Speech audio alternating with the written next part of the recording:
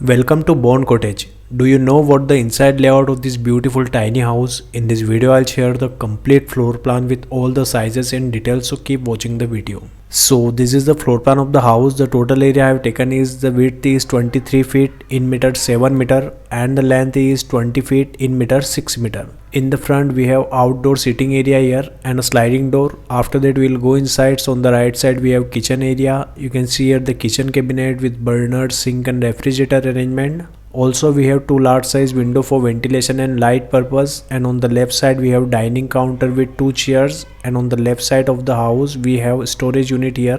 Go inside, so we have living area in the center. You can see here the sofa arrangement and also TV unit on the front wall, and on the right side we have a door for access the bedroom of the house. So we have bedroom here. You can see here the bed arrangement, wardrobe arrangement and two large size window for ventilation and light purpose.